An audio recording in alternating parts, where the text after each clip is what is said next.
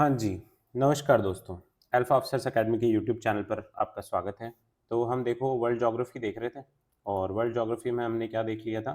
GTS देख लिया था, है ना? जियोलॉजिकल टाइम स्केल और उसके अलावा हमने देख लिया था इंटरनल स्ट्रक्चर ऑफ जो अर्थ है ना? इंटरनल स्ट्रक्चर जो था, वो देख लिया था।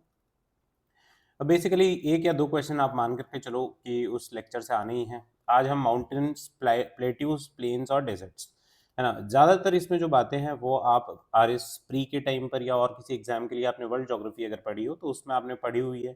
बहुत कुछ एक्सप्लेनेशन जैसा नहीं है, कुछ बेसिक बातें हम लोग शुरुआत में ज़रूर एक्सप्लेनेशन की देखेंगे, परंतु अब नाम है, अब अमेरिका में कौन से माउंटेन्स हैं, प्लेट्यूज हैं और ऑस्ट्रेलिया में कौन से हैं, उसमें कुछ समझाने जैसा आई डोंट थिंक है। और अलग-अलग ट्रिक्स आप लोग जो भी बनाते हो, हम लोग यहाँ पर we will try to read it out, we will try to locate them on the map और कोशिश करेंगे कि आपको वो चीज़ें यहाँ पर याद हों। ठीक है? तो हम लोग शुरू करेंगे क्या ब्रॉड फिजिकल फीचर्स, माउंटेन से शुरू करते हैं और माउंटेन्स, प्लेट्यूज, प्लेन्स और डेजर्ट्स चारों के बारे में ही हमको पढ़ना है। सबसे पहले देखो, तो ये चारों हैं क्या? तो ये मेजर लैंडफॉर्म्स हैं, है ना? ब्रॉड फिजिकल फीचर्स हैं। अब ब्रॉड फिजिकल फीचर्स बनते कैसे हैं? कुछ एंडोजेनिक फोर्सेस होते हैं और कुछ एक्सोजेनिक फोर्सेस हैं। एंडो मतलब जो इंटीरियर ऑफ अर्थ में लग रहे हैं और एक्सोजेनिक फोर्सेस कौन से? जो बाहरी तौर से लगते हैं। बाहरी मतलब ये ऊपरी तौर से लगते हैं। फिर there is a sufficient difference between various landforms visible on Earth surface like continents, oceans, mountains, plateaus और lakes etc etc जितनी भी चीजें हैं उसमें डिफरेंस है। तो वो डिफरेंस क्यों आता है? क्योंकि वो अलग अलग टाइम पर बने हुए होते हैं, अलग अलग तरीके से बने हुए होते हैं, अलग अलग फोर्सेस से बने हुए होते हैं, तो ये डिफरेंस आता है। अब मेजर लैंडफॉर्म्स की बात करें तो इनको 3 कैटेगरी में डिवाइड करेंगे। रिलीफ ऑफ फर्स्ट ऑर्डर होगा, रिलीफ ऑफ सेकंड ऑर्डर होगा और रिलीफ ऑफ थर्ड ऑर्डर होगी। फर्स्ट ऑर्डर में क्या बने हमारे? तो कॉन्टिनेंट्स एंड ओशन का फॉर्मेशन हुआ। हमने क्या बात की थी? जब हमने देखा था कि पेंजिया सुपर कॉन्टिनेंट बना, तो जब वो टूट रहा है तो वो टूट करके क्या बन रहा है? 2 पार्ट्स में डिवाइड हो रहा है। एक बन रहा है अंगारा लैंड और एक बन रहा है गोंडवाना लैंड। उसके साथ में टेथिस सी बन रहा है और वाटर फिलअप हो जा रहा है पूरे अर्थ पर, जहां पर भी टोरेंशियल रेनफॉल हो रही है अर्थ पे, उसके बाद में वाटर फिलअप हो जाते हैं तो कॉन्टिनेंट्स एंड ओशंस बनते हैं। अब ये मेजरली फॉर्म किस वजह से होते हैं? तो एंडोजेनिक फोर्सेस, है ना? इंटीरियर ऑफ जो अर्थ है उसके अंदर कुछ फोर्सेस होते हैं, उससे हमको जैसे वॉल्केनो हो गया, अर्थक्वेक हो गया, तो वो सब एंडोजेनिक फोर्सेस की वजह से ज्यादातर होते हैं। तो वो उस वजह से रिलीफ ऑफ फर्स्ट ऑर्डर बनेंगे। रिलीफ ऑफ सेकंड ऑर्डर जो हमारे सिलेबस में है, माउंटेन्स, प्लेट्यूज, प्लेन्स एटसेट्रा, तो ये रिलीफ ऑफ सेकंड ऑर्डर हैं, ये दोनों की वजह से, एंडोजेनिक और एक्सोजेनिक दोनों फोर्सेस की वजह से ये बनते हैं। फिर रिलीफ ऑफ थर्ड ऑर्डर है, इसमें वैलीज एंड डेल्टास आते हैं और ये फॉर्म होते हैं एक्सोजेनिक फोर्सेस की वजह से। आपको पता है वैलीज कैसे बनती है, डेल्टास कैसे बनते हैं? रिवर आएगी, माउंटेन्स के बीच में ट्रैवल करेगी तो वैलीज बना देगी, और डेल्टा जब वो रिवर समुद्र से जाकर के, ओशन से जाकर के, सी से जाकर के मिलेगी तो वहां पर डेल्टास बनाएगी, अलग अलग टाइप के डेल्टास बनाएगी। तो ये 3 रिलीफ हैं, relief of first order, second order and third order. अब formation of different landforms on earth surface is because of the interaction of endogenic and exogenic forces. अब देखो, मैं ये लाइनें लिखने का कोई बहुत बड़ा औचित्य नहीं है, परंतु ऐसी कुछ लाइनें आप आपके पेपर में डाल कर के आओ, इसलिए यहाँ पर लिखी हुई है ये शॉर्ट ही। मैं आपको कोशिश कर रहा हूँ कि जितना शॉर्ट हो सके उतना शॉर्ट करवा सकूँ, परंतु ये कुछ लाइनें हैं कि ऐसी की ऐसी आप वहां पर चिपका करके आना सर, है ना? It it creates a good impression. फिर हम लोग आगे बात करेंगे तो फोर्सेस, है ना? हमने देखा एंडोजेनिक और एक्सोजेनिक दो तरीके के फोर्सेस हैं, interior of earth and exterior of earth में जो फोर्सेस लग रहे हैं, एंडोजेनिक फोर्सेस को दो तरीके से डिवाइड किया है, डायस्ट्रॉफिक फोर्सेस और सडन फोर्सेस। अब डायस्ट्रॉफिक फोर्सेस में भी अपन ने दो तरीके से उसको डिवाइड किया है। जो मूवमेंट है ना? इंटीरियर आपको पता है कुछ प्लेट से, है ना? 7 major and some minor plate से मिलकर के इंटीरियर ऑफ अर्थ बना हुआ है, तो उसमें जो मूवमेंट होता है, अब देखो एपिरोजेनिक होगा तो अपवर्ड एंड डाउनवर्ड मूवमेंट होगा, उसको अपन एपिरोजेनिक कहेंगे। फिर ओरोजेनिक होगा तो फॉल्टिंग होगी या फोल्डिंग होगी, है ना? टेंशन होगी। दो प्लेट्स हैं, है ना? फॉर एग्जांपल देखो, दो प्लेट्स हैं, अब ये दो प्लेट्स के बीच में अगर ये दूर दूर जाएंगी, है ना? हम लोग इंडियन ज्योग्राफी में देखेंगे प्लेट के मूवमेंट्स ऐसे होते हैं, पर ये फॉल्टिंग दूर जाएगी तो फॉल्टिंग होगी, यहाँ पर टेंशन की वजह से ये दूर जाएगी तो यहाँ पर फॉल्टिंग होगी, फॉल्ट क्रिएट होगा। फिर अगर ये पास में आती है, दोनों प्लेट्स पास में आती है, तो ये एक दूसरे के ऊपर आ जाएंगी और फोल्डिंग या कंप्रेशन होगा। तो ये इस वजह से ये डायस्ट्रॉफिक फोर्सेस इनको नाम दिया गया है। फिर सडन फोर्सेस की बात करें तो उससे अर्थक्वेक आता है, वोल्केनो आता है। एक्सोजेनिक फोर्सेस में देखें तो डेन्यूडेशन है और डिपोजिशन है। डेन्यूडेशन मतलब किसी चीज का खराब होना, जैसे कि वेदरिंग हो गया। वेदरिंग मतलब क्या है? बड़े पत्थर छोटे पत्थर में कन्वर्ट होंगे, छोटे और छोटे और छोटे और छोटे कंकर बनेंगे और फाइनली सॉइल का फॉर्मेशन होगा।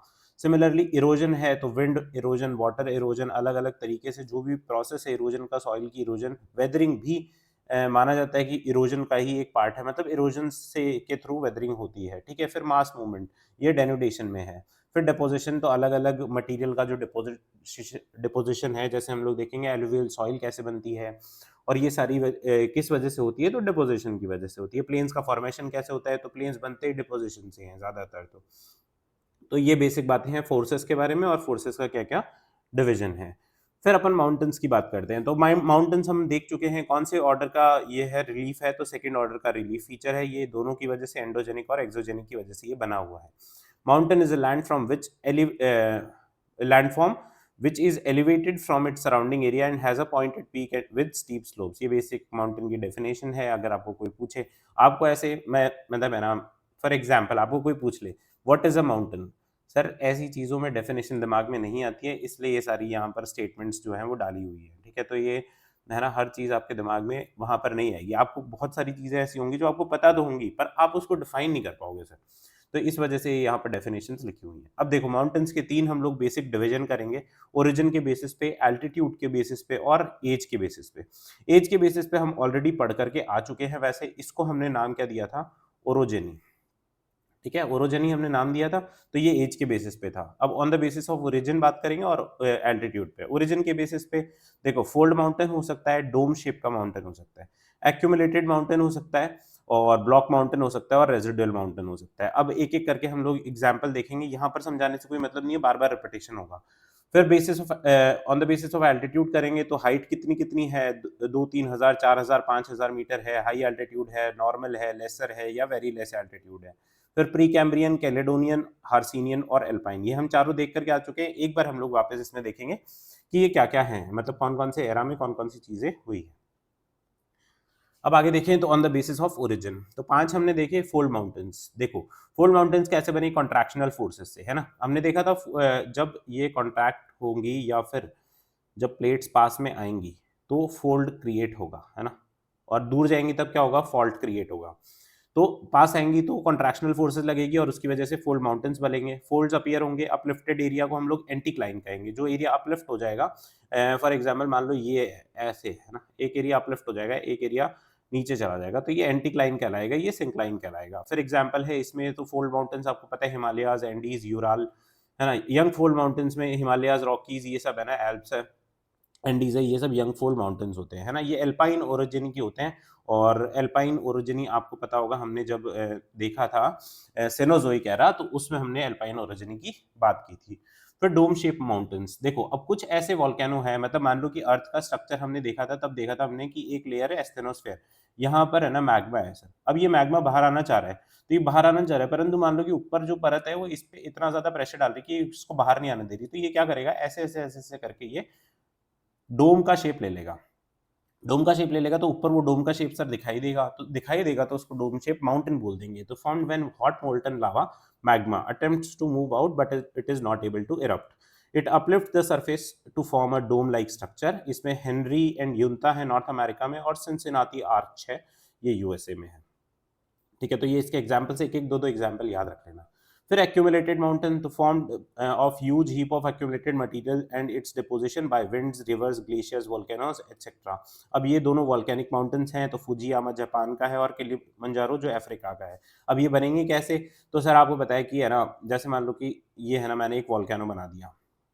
अब वॉल्केनो बना दिया, तो ये वॉल्केनो में से जो जो मटेरियल निकल रहा है वही तो सर यहाँ पे इकट्ठा हो रहा है। ये जो इतना बड़ा पहाड़ बना, तो ये पहाड़ बना किससे, ये सर पहले तो यहीं से निकल रहा था, ये वॉल्केनिक मैटर पहले तो यहीं से निकल रहा था, है ना। फिर ये इकट्ठा हो करके ये माउंटेन का शेप ले लिया इसने, तो ये एक्यूमुलेटेड माउंटेन है। फिर ब्लॉक माउंटेन्स की बात करें, तो ये फॉल्ट फॉर्मेशन की वजह से होते हैं, मतलब जो प्लेट्स हैं वो डाइवर्जिंग प्लेट्स होंगी, है ना, इंस्टेड ऑफ कन्वर्जिंग प्लेट्स वो डाइवर्जिंग प्लेट्स होंगी, यहाँ पर फॉल्ट का फॉर्मेशन होगा। और अब जब ये फॉल्ट का फॉर्मेशन हुआ, तो आप देखो ये फॉल्ट का फॉर्मेशन हुआ, तो ये पोर्शन नीचे चला गया, और ये मतलब है ना, आप देख रहे हो ये डाइवर्ज हुई दोनों प्लेट्स, तो ये पोर्शन है ना ऑटोमेटिकली क्रिएट हो गया। अब यहाँ पर एसिडिक बेसिक लावा की हम लोग बात नहीं करेंगे, यहाँ पर हम लोग बेसिक ये समझ रहे हैं माउंटेन बना। तो अब ये आपको पता है कि एक ब्लॉक जैसा बन रहा है ना, ब्लॉक जैसा दिखाई दे रहा है हमको, तो ये ब्लॉक माउंटेन्स का निर्माण होता है। फॉर्म्ड बाय टेंशनल फोर्सेस, आपको पता है डाइवर्जिंग जो फोर्सेज हैं वो टेंशनल फोर्सेज हैं। when the central portion between two parallel faults or fractures get uplifted, ये uplifted भी हो सकता है, अब देखो ये यहाँ पर uplifted फॉर्म में भी हो सकता है, या फिर ये सेंट्रल रीजन सबसाइड्स डाउन इस फॉर्म में भी हो सकता है। इसको हॉस्ट बोलते हैं। हॉस्ट और ग्रैबन दो टर्म्स होती हैं, ये टर्म्स आपको बहुत ज़्यादा याद रखने की जरूरत नहीं है। एग्जाम्पल इसमें देखो, वॉस्जेस माउंटेन है और ब्लैक फॉरेस्ट है, ये यूरोप में है, और सियरा नेवादा है ना, सियरा नेवादा यूएसए में है। तो ये हम लोग आगे माउंटेन्स में देख लेंगे एक एक करके। फिर रेजिडुअल पर एक एक दो दो एग्जाम्पल्स आपको इनके याद रखने। देखो 15 मार्क्स में ये, फॉर एग्जाम्पल मान लो मैं आप हो और आपको क्वेश्चन बनाना है ना। अब इसी एक स्लाइड में आपको क्वेश्चन बनाना है, तो आप क्वेश्चन कैसे बना सकते हो? आप बोलोगे कि ओरिजिन ऑफ जो माउंटेन है, on the basis of origin mountains के क्या क्या प्रकार हैं। ठीक है सर, 10 मार्क्स में दे दूंगा मैं। ठीक है 10 मार्क्स में दे दूंगा, अपन पांचों लिख करके आएंगे, इतना लिख करके आएंगे, तो अपने को 10 मार्क्स का मटेरियल ये यहाँ पर लिखा हुआ पड़ा है। फिर अपने को इसमें से 5 मार्क्स का क्वेश्चन बनाना है, तो क्या कहेंगे? On the basis of origin all the types of mountains, है ना, give with explain with some examples. तो इसमें से है ना एक एक लाइन उठानी, एक एक लाइन दो दो एग्जांपल, एक एक लाइन दो दो एग्जांपल, एक एक लाइन दो दो एग्जांपल। तो 5 ये लिखेंगे और 5 लाइनें ये लिखेंगे और दो दो एग्जांपल लिखेंगे। फिर एक किसी भी एक के बारे में 15 वर्ड्स में पूछ सकता है ना। ये बेसिक बातें देखो आप जानते हो, मुझे पता है, पर फिर भी मेरा फर्ज बनता है बता देने का, बाकी आप लोग समझदार हो ही। तो ये देख लेना, तो एक एक आपको 15 शब्द में एक एक भी पूछ सकता है, और बाकी आपको 10 मार्क्स में और 5 मार्क्स में पूछ सकता है।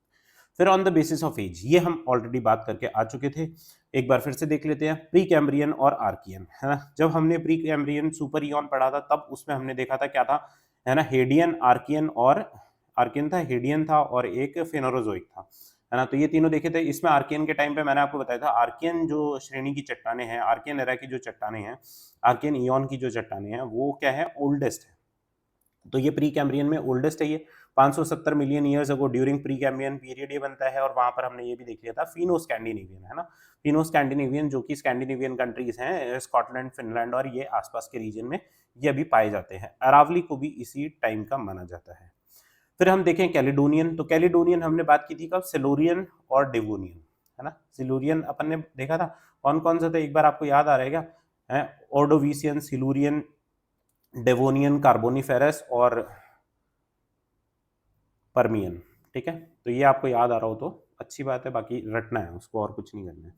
तो 360 से 438 मिलियन ईयर्स अगो में ये बना, named after Caledonia mountain, Scotland में है, तो उसके नाम पर इसका नाम कैलिडोनियन रखा है। ड्यूरिंग सिलूरियन एंड डेवोनियन जो पीरियड था पेलियोजोइक एरा का, उसमें ये बना था। ठीक है, फिर इसके बाद में सतपुरा इंडिया में और एप्लेशियन माउंटेन्स है यूएसए में, वो हम आगे इसकी लोकेशंस देख लेंगे, पर यहाँ पर आपको एग्जांपल बस याद रखने हैं। फिर हर्सिनियन की बात की थी, तो हर्सिनियन बना था कब, परमो कार्बोनिफेरस और परमियन पीरियड में, है ना। कार्बोनिफेरस और परमियन में ये जो लास्ट के दो पीरियड्स थे, किसमें थे ये, पेलियोजोइक एरा में, है ना, पेलियोजोइक एरा में। तो 245 टू 360 मिलियन ईयर्स अगो ये बना। इसमें हार्स माउंटेन है यूरोप में, तियान शान एशिया में, और ईस्टर्न कॉर्डिलेरा कहाँ पर है, ऑस्ट्रेलिया में। फिर अल्पाइन है, अल्पाइन ओरोजनी हमने देखी थी, जो बिल्कुल हमने लास्ट में देखी थी, तो 30 मिलियन ईयर्स अगो, है ना। अबाउट हमने 60 से 2 मिलियन ईयर्स अगो के बीच में हमने एक सेनोजोइक एरा पढ़ा था, है ना। तो उसमें ड्यूरिंग टर्शरी पीरियड ये अल्पाइन ओरोजनी बनी। और इसमें देखा था टर्शरी और क्वाटनरी दो पीरियड थे, तो उसमें टर्शरी पीरियड में ये बनी हुई है। यंगेस्ट एंड लेटेस्ट माउंटेन है हिमालयाज, रॉकीज, एंडीज, ये सब इसका एग्जाम्पल्स हैं। फिर आगे देखो on the basis of height, तो हाइट के बेसिस पे हायर एल्टीट्यूड है तो 2000 मीटर से ज्यादा है, हिमालयाज है, रॉकी माउंटेन है, ज्यादातर जो यंग फोल्ड माउंटेन होंगे, है ना, वो होंगे। फिर नॉर्मल एल्टीट्यूड और रग्ड माउंटेन की बात करें तो 1500 से 2000 मीटर है, वेस्टर्न घाट्स, अपलेशियंस एक्सेट्रा। फिर लेसर एल्टीट्यूड और रफ माउंटेन की बात करेंगे तो 1500 मीटर के लगभग सतपुरा माउंटेन रेंजेस इंडिया में जो है वो इस श्रेणी में आ जाती हैं। फिर वेरी लेस एल्टीट्यूड की बात करो तो 700 से 1000 मीटर जब लगभग है, तो इंडिया में अरावली जो रीजन है। मैं पता है, मैं यहाँ पर रहता हूँ तो मुझे आसपास में है ना काफ़ी सारे गुजराती लोग मिलते रहते हैं। तो वहाँ पर है ना एक डिस्ट्रिक्ट है आई गेस, वो लोग अरावली को है ना अरावली नहीं बोलते हैं, वो लोग अरावली बोलते हैं, है ना। आई डोंट नो ऐसा क्यों है, पर चलो ये सब बातें छोड़ो। अब इंपॉर्टेंस ऑफ माउंटेन्स है, तो सर 1 लाख इंपॉर्टेंस आप जानते हो इसके बारे में। रिसोर्सेज के लिए इन्फ्लुएंस विंड सिस्टम को इन्फ्लुएंस करता है। रिसोर्सेज जितने भी हमको मिनरल्स और ये सारी चीज़ें हैं, मैं आपको बताऊं तो हिमालयन माउंटेन्स है, उसमें तो मिनरल्स का भंडार है, परंतु क्या है कि वो यंग फोल्ड माउंटेन होने की वजह से वो मिनरल्स को निकाल पाना थोड़ा सा फीजिबल नहीं है। इस वजह से यहाँ वहाँ पर हम लोग इतने रिसोर्सेज होने के बावजूद भी हमको मिल नहीं पाते हैं। तो इंपॉर्टेंस ऑफ माउंटेन्स में हाइड्रो इलेक्ट्रिसिटी हो गया, रिजर्व्स ऑफ वाटर, आपको पता है ह्यूज जो प्लेन्स बन रहे हैं वो इसी की वजह से बन रहे हैं। पॉलिटिकल या जोग्राफिकल ये बाउंड्रीज बनाते हैं। टूरिज्म हो गया, रिलीजियस या माइथोलॉजिकल, हमारे तो भाई जितने मंदिर बने हुए हैं ज़्यादातर मंदिर ही पहाड़ों पर होते हैं। तो ये बेसिक बेसिक इसके इंपॉर्टेंस है, आप अपने मन से इसको लिख सकते हो, कोई बड़ी बात नहीं है। अब देखिए major mountain ranges of the world. अब मेजर माउंटेन रेंजेस में हम लोग अलग अलग कॉन्टिनेंट्स पर क्या क्या है वो देख लेंगे, एक एक दो दो हम लोग बात कर लेंगे। अब ये मैं है ना, देखो मैंने मैप है ना इंटरनेट से डाउनलोड किए हैं, तो इसमें कहीं कहीं पर है ना वो वाटर मार्क्स लगे हुए थे, तो मैंने वो मार्क कर दिए। मुझे नहीं पता ये यूट्यूब पर अपलोड करूंगा मैं तो वो है ना कॉपीराइट वगैरह इशू नहीं आए, इसलिए मैंने ये मार्क कर दिया। आई रियली डोंट नो, तो देखते हैं हम लोग, पर फिर भी हमको जितनी चीज़ें चाहिए वो तो यहाँ पर समझ में आ जाएंगी। तो ये देखो, सबसे पहले हम लोग अगर बात करें नॉर्थ अमेरिका की, है ना, सबसे पहले हम लोग एशिया देख लेना, हमारा भारत महान देख लें सबसे पहले। तो ये माउंट एवरेस्ट है, हिमालयास है ना, हिमालयन रेंज जो है वो यहाँ पर है। फिर अपन देखें अल्ताई माउंटेन्स है जो कि मंगोलिया और चाइना के बॉर्डर के आसपास। यूराल माउंटेन्स हैं जो कि यूरेशिया कह लो या यूरोप और एशिया की बाउंड्री बनाता है, यूरोप और रशिया की बाउंड्री बनाता है, तो ये यूराल माउंटेन्स है ना। ये जो कोकासस सी है उसके ऊपर की तरफ नॉर्दर्न एरिया में वो है। फिर अल्प्स है यूरोप में, स्कैंडिनेवियन हम लोग जो बात कर रहे हैं, स्कैंडिनेवियन कंट्रीज वो यहाँ पर लोकेटेड है, जो कि ये पोर्शन क्या हो गया, ये पूरा मान लो अपन ये पूरा पोर्शन एशिया है ना। तो आप देखो तो ये पूरा वेस्ट एशिया, वेस्ट एशिया में यूरोप में एल्प्स आ गया और ऊपर की तरफ यूरोप में क्या आ गया, स्कैंडिनेवियन आ गया। फिर अपन इधर बात करें तो ड्रैकेंसबर्ग आ जाता है साउथ अफ्रीका में, और अफ्रीका में एटलस आ जाता है जो नॉर्दर्न अफ्रीका है वहाँ पर। यहाँ पर इसकी जो वो लिखी हुई है, हाईएस्ट पीक भी लिखी हुई है, माउंट टॉपकाल है। तो ये सब आपको थोड़ी थोड़ी याद कर लेना, एक आधी लिखने के काम आएंगी। ग्रेट डिवाइडिंग रेंज है ऑस्ट्रेलिया में। फिर अपन लोग बात करें तो नॉर्दर्न अमेरिका में, तो यहाँ पर रॉकीज है, ठीक है। वेस्टर्न कॉर्डिलेरा एक रेंजेस है यहाँ पे, यहाँ पर भी अलास्का माउंटेन रेंजेस है। यहाँ पर एक माउंटेन रेंज आती है सियरा नेवेदा, है ना, उसके दो है, सियरा नेवेदा ओरिएंटल और ऑक्सीडेंटल, ठीक है। फिर माउंट मिशेल जो है अपलेशियंस की हाईएस्ट पीक है, तो ये अमेरिका के ईस्टर्न पोर्शन में लोकेटेड है। फिर अपन एंडीज की बात करें तो देखो शुरू से लेकर के अंत तक, है ना, साउथ अमेरिका के पूरा कॉन्टिनेंट है उस पर फैला हुआ क्या है, एंडीज, है ना। साउथ अमेरिका की कितनी इंटरेस्टिंग बात है, एंडीज यहाँ पर एक ही पर्वत श्रेणी है ना, बहुत ज्यादा कोई लोड लेने की जरूरत नहीं है ना। यहाँ पर एक ही सर इतनी बड़ी नदी है कि पूरी दुनिया को वो अमेजोन फॉरेस्ट दे रखा है। तो यहाँ पे एक ही तो बड़ी नदी है, एक ही बड़ा फॉरेस्ट है, अमेजोन फॉरेस्ट है, एक ही बड़े माउंटेन्स है। चलो मैं है ना थोड़ा सा डिविएट नहीं होता हूँ, तो हम लोग कोशिश करेंगे जल्दी जल्दी इसको फिनिश करने की। अब ये रॉकीज और एंडीज और ये सब हमने बेसिक मैप पे देख लिया है। जितनी चीज़ें याद रहे, देखो अपन को याद आए तो ठीक, नहीं आए तो ठीक।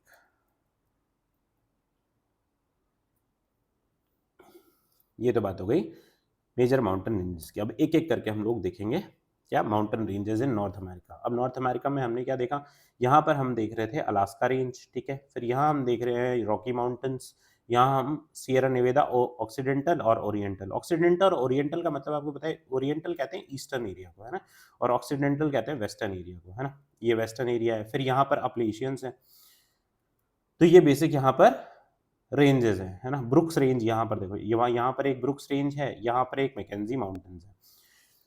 अब हम लोग आगे देखें, जैसे आपको मैप बनाने के लिए आए तो बेसिक मैं ट्राई करूँ क्या यहाँ पे मैप बनाने का। ये आप है ना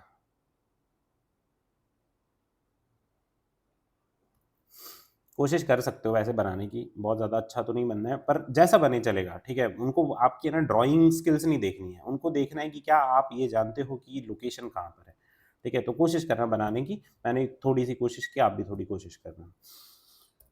फिर अपन देखें एक एक करके, तो वेस्टर्न कॉर्डिलेरा मैंने बताया, ये माउंटेन रेंजेस है, जितनी भी सारी जो वेस्टर्न एरियाज है उनको मिला करके ये वेस्टर्न कॉर्डिलेरा बोलते हैं। न्यू फोल्ड माउंटेन है, यंग फोल्ड माउंटेन्स है यहाँ पे on the western part of North America.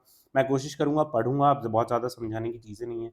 Formed by northern American and Pacific plate, है ना, आपको पता है नाजका प्लेट है या पैसिफिक प्लेट है, तो वो अमेरिका के वेस्ट में है, तो उससे टकरा करके ये बने हैं। Alaska, Rocky etcetera are part of this range, और यहाँ पर कुछ कोलंबिया और कोलोराडो रिवर्स यहाँ पे फ्लो करती हैं। अलास्का की बात करें तो यंग फोल्ड माउंटेन्स है, माउंट मैकनली या माउंट देनाली इसका हाईएस्ट पीक है जो कि नॉर्थ अमेरिका में है। फिर रॉकी माउंटेन रेंजेस है, तो ये भी यंग फोल्ड माउंटेन रेंजेस है, western part of northern America, है ना। हम यहाँ पर ऑलरेडी देख करके आ चुके हैं, रॉकी माउंटेन रेंजेस है, तो ये western part of North America में है। हाईएस्ट पीक इसका माउंट एल्बर्ट है, और वर्ल्ड सेकंड लॉन्गेस्ट रेंज है। रिजर्व्स है यहाँ पे copper, zinc, silver, lead etcetera. Colombian plateau, Colorado plateau यहाँ पे लोकेटेड है। कोलंबियन रिवर और कोलोराडो रिवर है। एक येलो स्टोन नेशनल पार्क और योहो नेशनल पार्क है यहाँ पर। तो ये बेसिक बातें हैं। देखो वैसे है ना, मैं इसको छोड़ भी सकता था, आप उसमें से पढ़ लो, पर मेरा देखो फर्ज बनता है कि है ना, एक बार हम लोग ये सारा पढ़ ही लें, पेपर आ ही गया है तो रिवाइज कर लेते हैं। सीरा निवादा माउंटेन है वेस्टर्न यूएसए में, largest block mountain of the world. अब देखो ये लार्जेस्ट ब्लॉक माउंटेन है, तो ये वाली बात थोड़ी सी याद रखनी है ना, जब अगर इसके बारे में पूछेगा तो ब्लॉक माउंटेन का लिख करके हमको आना है। फिर हाईएस्ट पीक है mount Whitney, Yosemite national park यहाँ पर लोकेटेड है। यहाँ पर बहुत बड़े बड़े पहाड़ होते हैं, मतलब है ना स्टीप स्लोप होते हैं, आपको बताऊँ मैं, तो मतलब है ना ऐसी खड़ी चढ़ाई होगी, है ना। एक अगर जो ये हेवन माना जाता है, योसेमाइट जो नेशनल पार्क है, ये हेवन है फॉर रॉक क्लाइंबर्स, जो माउंटेन क्लाइंबर्स होते हैं, रॉक क्लाइंबर्स होते हैं ना, उनके लिए ये हेवन प्लेस है। पर मैं इतनी बातें नहीं बताऊंगा आपको, क्योंकि हम टाइम के we are short of time.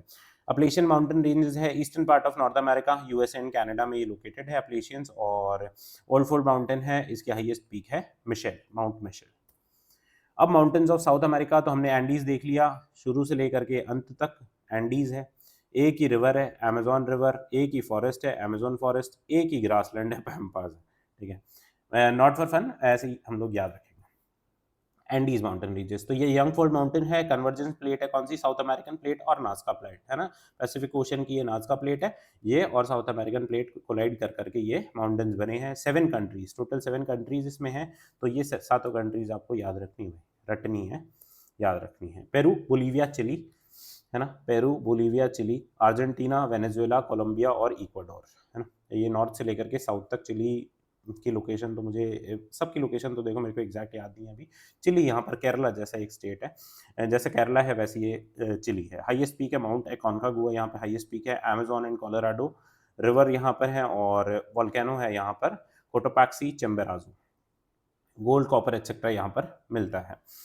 तो ये यहाँ पे बात हो गई एंडीज की। अब माउंटेन्स ऑफ अफ्रीका की बात करें तो माउंटेन्स ऑफ अफ्रीका में एटलस माउंटेन्स है, ओके, ठीक है। एटलस माउंटेन है, यंग फोल्ड माउंटेन है, convergence of Eurasian and African plate, है ना। एटलस माउंटेन कैसे बने, ये यूरेशियन प्लेट है ना, यहाँ पे मतलब पूरी तो नहीं दिख रही है पर यूरेशियन प्लेट है। यहाँ पर आप देख सकते हो मेडिटेरेनियन सी का रीजन है, इन दोनों के कन्वर्जेंस से ये एटलस माउंटेन्स बनते हैं। फिर मोरक्को, अल्जीरिया, ट्यूनीशिया, ये 3 कंट्रीज हैं जहाँ पर ये लोकेटेड हैं। और हाईएस्ट पीक माउंट टॉबकान, है ना, हाईएस्ट पीक है इसका। आयरन ओर और कॉपर के रिजर्व्स हमको मिलते हैं। Separate Atlantic and Mediterranean coast line को ये सेपरेट करता है, क्योंकि इधर देखो ये जो रीजन है ये अटलांटिक रीजन आ गया और ये मेडिटेरेनियन रीजन आ गया, तो इसको सेपरेट करने का ये काम एटलस माउंटेन्स करते हैं। पर बेसिकली आप देखो तो सेपरेट तो नहीं कर रहा है। तो फिर लोमा माउंटेन्स, है ना, लोमा माउंटेन्स यहाँ पर है ना, फोता जलौन करके वो है एरिया है, और वहाँ पर ये लोकेटेड है। नाइजर रिवर यहाँ पे फ्लो करती है, और बिंतुमानी हाईएस्ट पीक है। गिनी हाईलैंड, है ना, गिनी हाईलैंड का ये पार्ट है। फिर ड्रैकन्सबर्ग देखें तो यहाँ पर साउथ अफ्रीका में लोकेटेड है। लिसोथो नाम की ये कंट्री है, वो भी यहाँ पर है, eastern part of south Africa and लिसोथो, है ना। लैंडलॉक्ड एक कंट्री है यहाँ पर लिसोथो, अगर मैं मार्क करना चाहूँ तो इस जगह पर कहीं पर है। ऑरेंज रिवर यहाँ पर फ्लो करती है, एक्सक्यूज मी।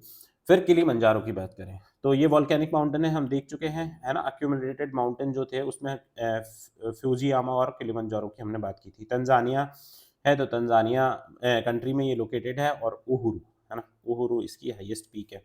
फिर रुवेंजोरी, तो माउंटेन्स ऑफ द मून है, कॉन्गो और युगांडा में लोकेटेड है। हाईएस्ट पीक है इसकी मार्गरीटा, है ना। मार्गरीटा पिज्जा आता है ना, इसके ऊपर ही नाम रखा हुआ है कि पिज्जा का, रुवेंजोरी। फिर मेजर माउंटेन्स इन यूरोप, है ना। अब यूरोप में कौन कौन से हैं, तो हमने देखो बात कर ली थी। वैसे बेसिकली तो एल्प्स और स्कैंडिनेवियन की हमने बात की थी, है ना। एक एल्प्स और एक स्कैंडिनेवियन है, पर एल्प्स और स्कैंडिनेवियन के अलावा छोटे छोटे जो अलग अलग हैं, यूराल भी हमने देखा था उसमें, जो रशिया और इसकी बाउंड्री बना रहा है, यूरोप की या एशिया और यूरोप की, तो यंग फोल्ड माउंटेन्स है एल्प्स, 8 कंट्रीज़ में है ये। अब ये 8 कंट्रीज़ कौन कौन सी है? फ्रांस, स्विट्ज़रलैंड है, Monaco, Italy, Austria, Germany, Slovenia और लिशनथी। इसको देखो प्रोनाउंसिएशन मैं तो नहीं कर पाता, आप कर लेना। लोकेटेड एंटायरली इन यूरोप और formed by convergence of Eurasian and African plates. ये भी देखो, ये जो हमने देखा ऊपर, जब यहाँ पर जो माउंटेन्स बन रहे हैं वो इस प्लेट की वजह से बन रहे हैं, तो ये यहाँ पर भी जो माउंटेन्स बन रहे हैं वो इस प्लेट के कन्वर्जन से ही बन रहे हैं। फिर हाईएस्ट पीक इसमें माउंट ब्लांक है और ये फ्रांस में लोकेटेड है। यहाँ पर कॉपर, गोल्ड और एटसेट्रा डिपॉजिट्स हैं, और राइन, रोन और पो, ये 3 यहाँ पर मेजर रिवर्स हैं। फिर यूराल माउंटेन्स हैं, तो ओल्ड फोल्ड माउंटेन्स है ना। यंग फोल्ड के एग्जाम्पल आपको मन से आप याद करोगे ना, तो बहुत सारे माउंटेन्स आपको यंग फोल्ड याद आ जाएंगे। पर अगर उसने पूछ लिया कि 8 ऐसी रेंजेस बताओ जो कि ओल्ड फोल्ड हैं, तो आप है ना एक जगह पे साइड में लिख लेना, है ना, 8 रेंजेस लिख लेना, या 4 तो एटलीस्ट लिख ही लेना। अब ये और बॉर्डर बनाता है यूरल माउंटेन यूरोप और एशिया के बीच में। रशिया, कजाकिस्तान यहाँ पर लोकेटेड है। ये मेजर माउंटेन्स यूरोप के हैं। जूरा माउंटेन, ये देखो ब्लॉक माउंटेन। अब मान लो ब्लॉक माउंटेन का पूछा कि 4 भाई ब्लॉक माउंटेन बता दो, तो ये चारों ब्लॉक माउंटेन आप याद कर लेना। जूरा माउंटेन, वॉस्जेस, ब्लैक फॉरेस्ट और हार्ड्स, है ना, ये 2 जर्मनी में है, और जूरा और वॉस्जेस जो है वो फ्रांस में है। फिर एपेनाइन है, तो ये भी यंग फोल्ड है, इटली में लोकेटेड है। रोम और वेटिकन सिटी यहाँ पर है, और टाइबर रिवर, टाइबर नाम की एक रिवर होती है, ये एपेनाइन यहाँ पर इस जगह पर ये एपेनाइन लोकेटेड है। फिर कोकेशियस माउंटेन, तो नहीं, ये मैंने गलत लोकेशन बता दी। इटली मेरे हिसाब से ये इस जगह पर कहीं पर लोकेटेड होंगे। कोकेशियस माउंटेन, ये जो है ना, ये कोकेशियस है ना, कोकेशियस रीजन इसको बोलते हैं, ये कोकेशियस सी है। तो ये यहाँ पर कोकेशियस माउंटेन्स हैं, और यंग फोल्ड माउंटेन्स है ब्लैक सी और कैस्पियन सी के बीच में है। ये जो रीजन है ये ब्लैक सी है, और ये कोकेशियस सी है, कैस्पियन सी है, सॉरी, कोकेशियस मैं बार बार बोल रहा हूँ, कैस्पियन सी है। फिर बाउंड्री बनाती है यूरोप और एशिया की, है ना, तो यूरोप और एशिया की बाउंड्री बनाने वाली कोकेशियस माउंटेन्स है। हाईएस्ट पीक ऑफ यूरोप है माउंट एल्ब्रस, है ना। यूरोप और रशिया की बनाते हैं या यूरेशिया की बनाते हैं, सॉरी, यूरोप और रशिया की तो यूराल्स बनाते हैं, यूरोप और एशिया की बना रहे हैं तो कोकेशियस माउंटेन बना रहे हैं, है ना। मैं बहुत सारी चीज़ें, इतनी सारी चीज़ें बताता हूँ एक साथ, तो थोड़ी चीज़ें मेरी भी मिक्सअप हो जाती हैं। तो एग्जैक्ट वो वर्ड्स जो यहाँ पर लिखा हुआ है वो रियल ट्रूथ है, मैं थोड़ी बहुत बातें इधर उधर भी बोल सकता हूँ। फिर मेजर माउंटेन्स ऑफ एशिया है, तो अरारात माउंटेन है टर्की में। टर्की का तो वैसे अब नाम ही नहीं लेना अपने को, टर्की और पाकिस्तान का तो नाम लेना ही नहीं है। तो अरारत माउंटेन है, डेड मॉल वॉल्केनिक ये माउंटेन है। फिर एल्ब्रूज है, ईरान में लोकेटेड है। माउंट माउंट है ना, दामावन, ये एल्ब्रूस की लोकेशन है। तो माउंट दामावन है, highest peak of West Asia है। पामीर नॉट, अब ये नॉट नहीं है भाई, है ना, ये नॉट है, पामीर की गांठ है ये। तो ताजिकिस्तान, कजाकिस्तान, चाइना, अफगानिस्तान, ये इस रीजन में लोकेटेड है, ये, है ना। मतलब ये देखो, ये जो सिंटेक्शियल बैंड है, ये सॉरी हिमालयाज का, है ना, ये इस जगह पर ये ऐसा लोकेट होता है जैसे कि ये कोई गांठ, एक कोई नॉट बना हुआ है ना, तो इसको पामेर नॉट बोला हुआ है। रूफ ऑफ द वर्ल्ड इसको बोलते हैं। जो टिबेटन प्लेट्यू उसको भी रूफ ऑफ द वर्ल्ड बोलते हैं। फूजी माउंटेन हमने देख लिया, जापान में है, एक्टिव वॉल्केनो है ये।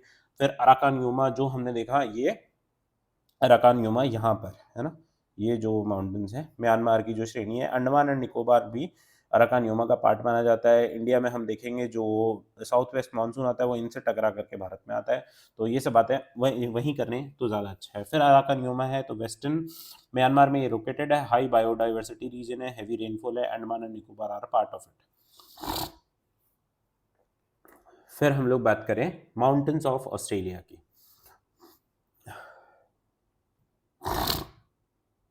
तो माउंटेन्स ऑफ ऑस्ट्रेलिया में क्या है, ग्रेट डिवाइडिंग रेंज है। फिर इसमें ग्रेट डिवाइडिंग रेंज कहाँ पर है, ईस्टर्न ऑस्ट्रेलिया में है ये, और हाईएस्ट पीक इसका माउंट कोसियुस्को है। मुर्रे और डार्लिंग दो यहाँ पर नदियाँ बहती है। सदर्न एल्प्स है, तो सदर्न एल्प्स है न्यूजीलैंड में। यंग फोल्ड माउंटेन्स है, हाईएस्ट पीक माउंट कुक है।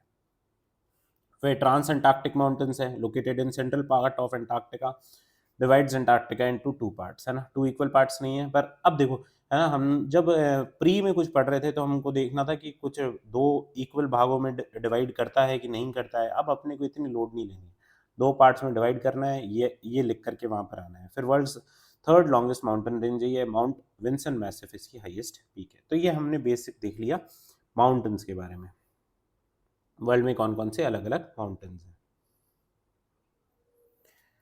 फिर देखो, माउंटेन्स की हमने बात कर ली, अब हम बात करते हैं प्लेट्यूज की। वर्ल्ड में अलग अलग कौन से प्लेट्यूज हैं, प्लेट्यूज के टाइप्स क्या क्या होते हैं, और अलग अलग टाइप के पठार जो पूरे विश्व में हैं वो कौन कौन से हैं। सबसे पहले देखो प्लेट्यूज, हमने देखा second order relief feature, plateaus, plains, mountains, ये सारे क्या है, सेकेंड ऑर्डर रिलीफ फीचर हैं।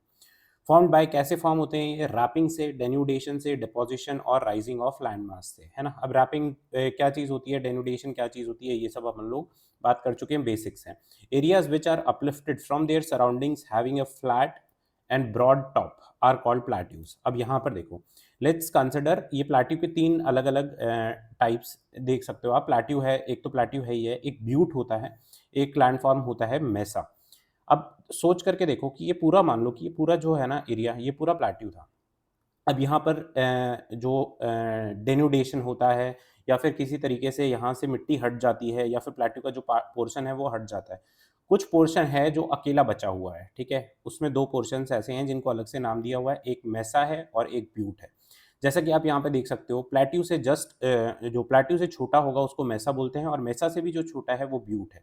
ब्यूट की जो विड्थ है वो उसकी हाइट से कम होती है, जो मेसा है उसकी विड्थ ज़्यादा होती है, हाइट कम होती है। प्लेट्यू सबसे बड़ा पोर्शन है ही है, ठीक है। तो ये तीन इसके बेसिक पोर्शन हैं। आगे हम लोग इसमें देखते हैं, on the basis of origin, location और क्लाइमेट और स्टेजेस ऑफ डेवलपमेंट, चार इसके डिविजन्स किए हुए हैं। अब on the basis of origin, ज़्यादातर जितने भी प्लेट्यूज हम मानते हैं वो लावा प्लेट्यू के फॉर्म में देखते हैं, क्योंकि हमारा डेक्कन प्लेट्यू लावा प्लेट्यू है तो हमको उसी के बारे में ज़्यादा चीज़ें पता है। तो लावा प्लेट्यू लावा से बना हुआ है, डेक्कन प्लेट्यू इसका एग्जाम्पल है।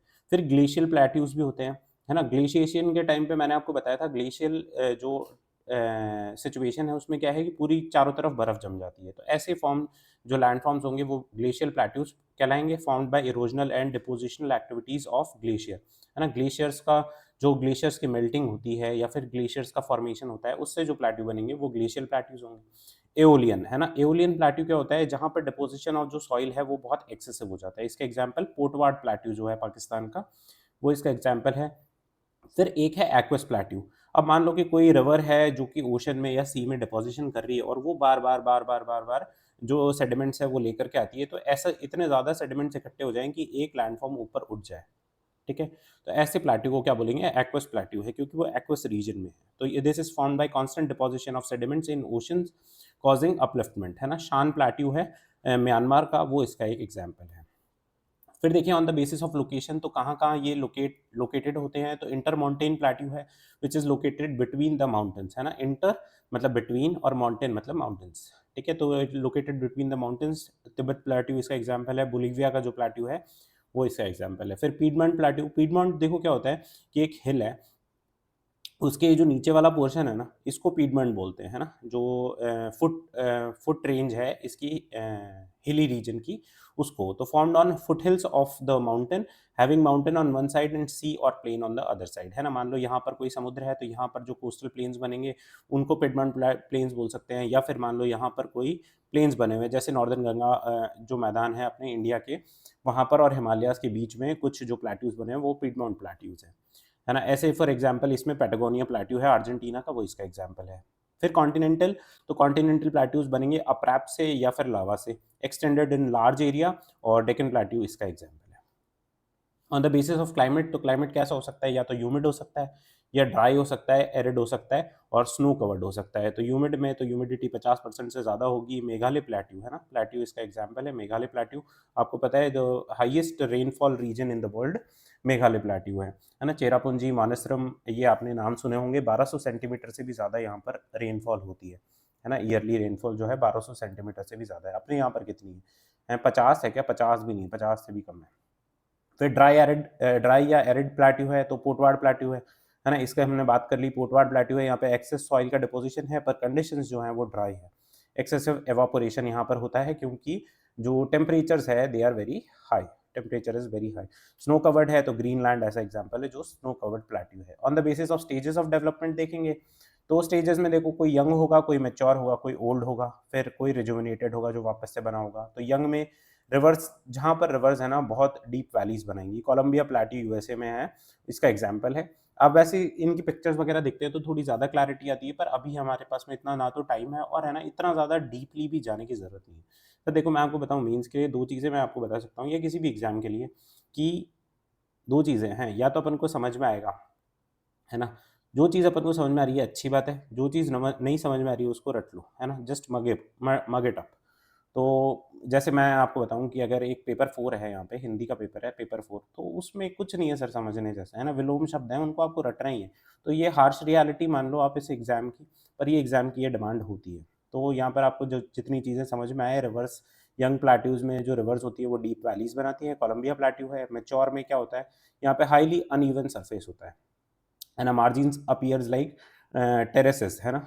और अपलेशियन प्लेट्यू है, इसका एग्जांपल ओल्ड प्लेट्यू है, तो यहाँ पे फ्लैट प्लेन्स होते हैं, जैसे कि रांची का जो प्लेट्यू है ना? जो आप छोटा नागपुर प्लेट्यू है, छोटा नागपुर प्लेट्यू उसका एक पार्ट है रांची प्लेट्यू, तो वो ओल्ड प्लेट्यू का पार्ट है। रिजुविनेटेड, है ना? Form due to endogenic forces, कुछ एंडोजेनिक फोर्सेस होंगे जो अपलिफ्ट हो जाएंगे, इसमें मतलब एरियाज कुछ होंगे, ओल्ड प्लेट्यूज जो होंगी वो वापस से अपलिफ्ट हो जाएंगी और इरोजन वापस से शुरू हो जाएगा, तो ये रिजुविनेटेड प्लेट्यूज है।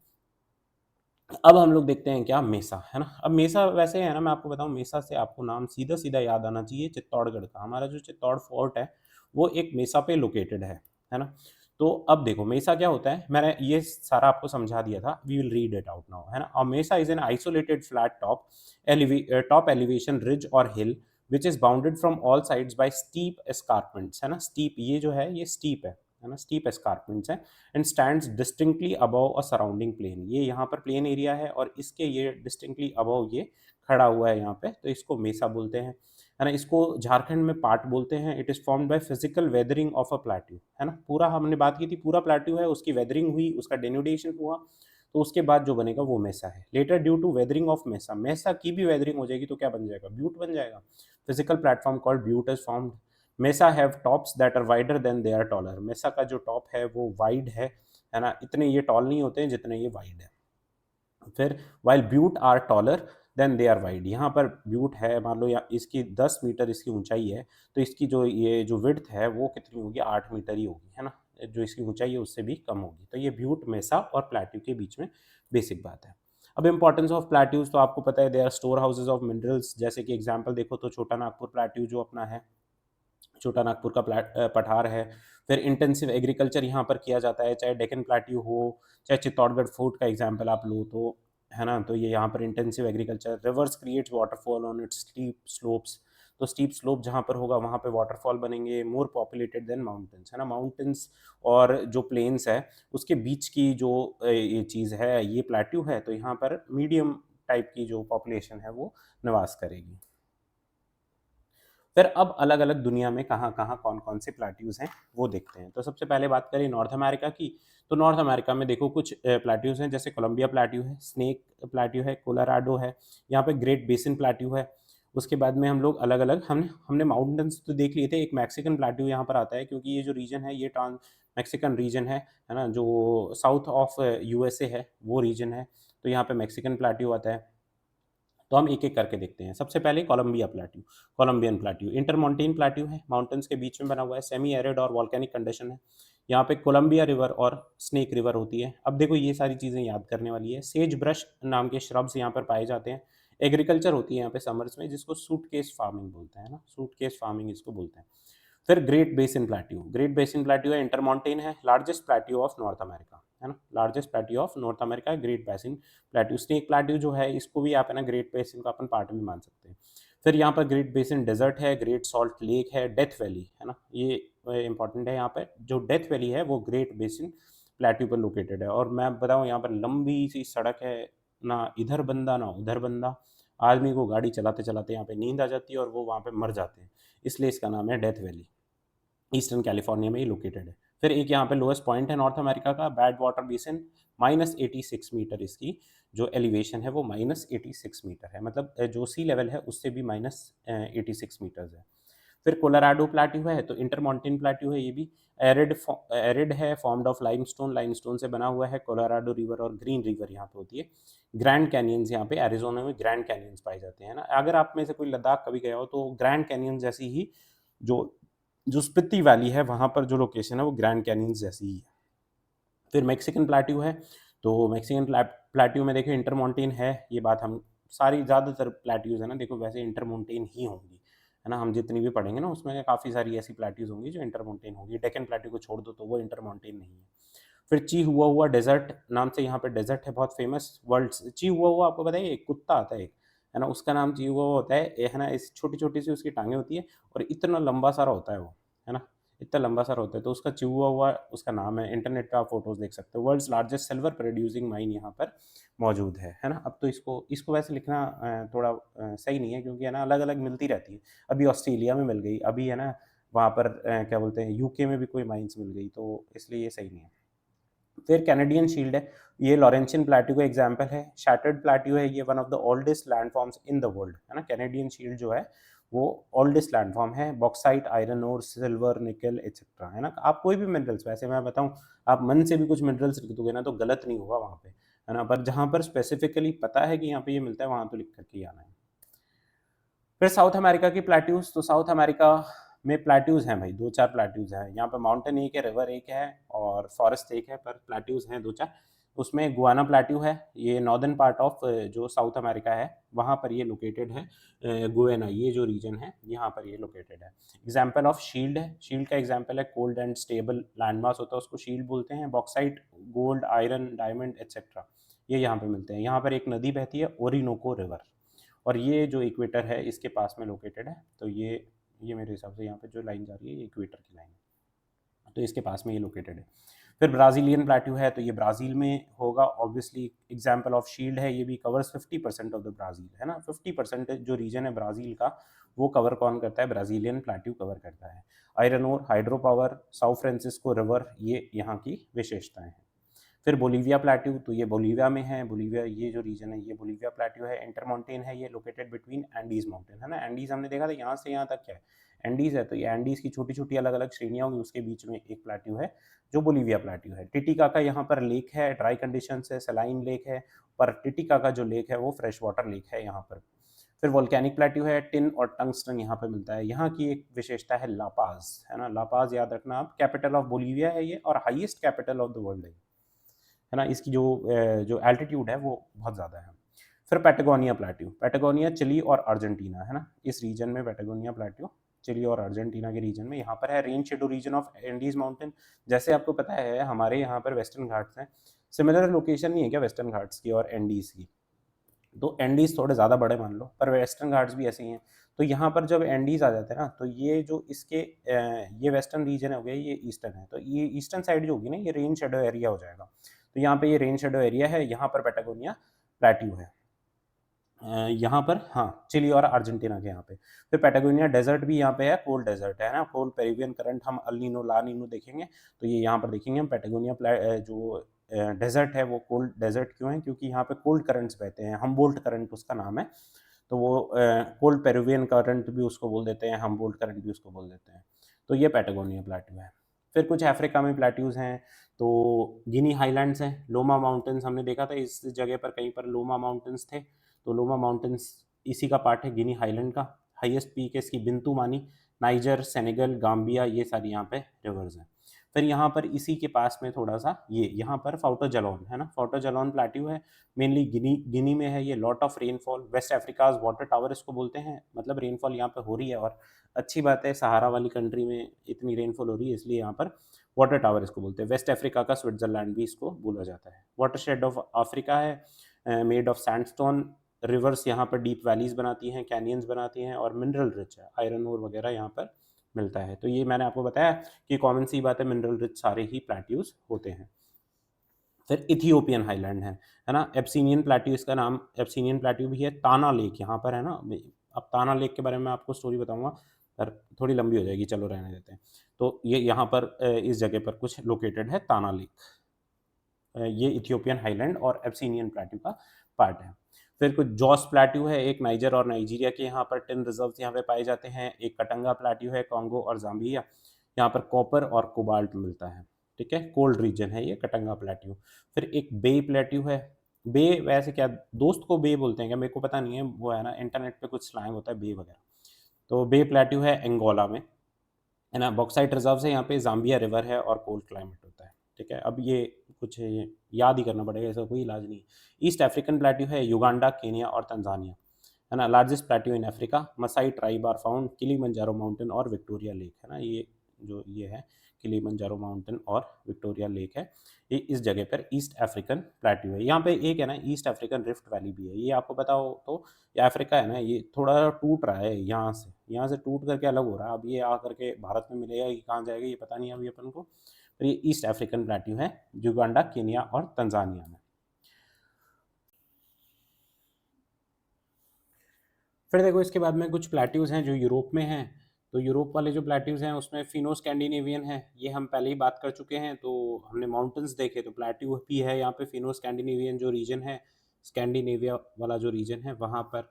फिर यहाँ पर एक मैसिव सेंट्रल है, एक मेसेटा सेंट्रल है, बेवेरियन प्लेट्यू है और बोहेमियन मैसिव है ना। इसमें देखोगे तो नॉर्थ वेस्टर्न यूरोप में इसकी लोकेशन है। ये आप देखो कुछ चीज़ें हैं ना, हमेशा चीज़ों को रटने की बजाय कुछ चीज़ें हम खुद से भी लिख सकते हैं। जैसे यहाँ पर मैंने नॉर्थ वेस्टर्न यूरोप लिखा हुआ है, अब मान लो फॉर एग्जांपल ये यहाँ पर नहीं लिखा हुआ है, या फिर अपन को पता है कि कुछ कोई चीज़ यहाँ पर लोकेटेड है ना, तो क्या हम उसको वेस्टर्न यूरोप नहीं लिख सकते? तो वेस्टर्न यूरोप ऐसी कुछ पॉइंट ऐड करना हो तो उसको वेस्टर्न यूरोप लिख दो जहाँ पर वो लोकेटेड है ना। डोंट ट्राई कि है ना एज इट इज़ जो हम मुझे मिल रहा है मैं वही लिख करके आऊँगा, वो रट करके चला दूंगा, ऐसा मेंस में देखो पॉसिबल थोड़ा सा कम है। फिर iron ore and coal deposits यहाँ पर मिलते हैं। मैसिव सेंट्रल है तो सदर्न फ्रांस में है, लोअर और सीन रिवर है। विटिकल्चर यहाँ पे वाइन प्रोडक्शन होता है, तो उसके लिए विटिकल्चर जो है, जो एग्रीकल्चर ऑफ ग्रेप्स है, वो यहाँ पर देखा जाता है। मेसेटा सेंट्रल है, स्पेन और पोर्चुगल में है। आइबेरियन प्लेट्यू भी इसको बोलते हैं, और टेगस रिवर का ओरिजिन होता है। आयरन और गोल्ड यहाँ पे मिलते हैं। फिर बवेरियन प्लेट्यू, तो ये सदर्न जर्मनी में है, म्यूनिक लोकेटेड है यहाँ पे, और आयरन और डिपॉजिट है। फिर बोहेमियन मैसिव एक प्लेट्यू है यहाँ पे लोकेटेड। फिर आगे प्लेट्यूज ऑफ एशिया, तो अब प्लेट्यूज ऑफ एशिया में देखें तो एनाटोलिया प्लेट्यू है ना। अब टर्की की बात नहीं करनी थी तो टर्की आ गया वापस से, तो एनाटोलिया प्लेट्यू है। एक बार इसका क्वेश्चन प्री में पूछा हुआ आई गेस। अंकारा जो कैपिटल ऑफ टर्की है वो यहाँ पे लोकेटेड है। इंटरमाउंटेन प्लेट्यू है, ये भी एरिड क्लाइमेट है। एशिया माइनर इस रीजन को बोलते हैं, है ना। वे सिर्फ एनाटोलिया प्लेट्यू को नहीं, ये जो रीजन है इसको एशिया माइनर माइनर बोलते हैं। देखो पहले जो होता था सिल्क रूट्स होते थे, या फिर मंगोलिया, चाइना और इंडिया और इस एरिया से जो भी ट्रेड होती थी उसका सेंट्रल पॉइंट ये होता था।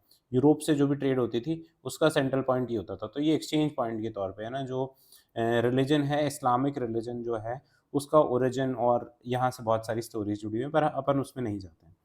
फिर famous for high quality wool, angora goats होती है, उसकी क्वालिटी ऑफ वूल जो है वो हाई होती है। फिर पोर्टवाड प्लेट्यू, अरे ये देखो है ना, पाकिस्तान का नाम नहीं लेना था, पाकिस्तान और टर्की एक ही स्लाइड पर आ गए। फिर इस्लामाबाद रावलपिंडी यहाँ पर है पोर्टवाड प्लेट्यू में, कोल, ऑयल और नेचुरल गैस यहाँ मिलती है। Tibetan plateau roof of the world है, world's highest and largest plateau. फिर ये ब्रह्मपुत्र, इंडस, यांगजे रिवर, ये सब में ये सब यहाँ से जो ओरिजिनेट होती है। ठीक है। प्लेट्यू ऑफ शान यहाँ पर म्यांमार में लोकेटेड है, लेड, जिंक, सिल्वर यहाँ पे मिलता है, और एक साल्वीन नाम से रिवर यहाँ पे है।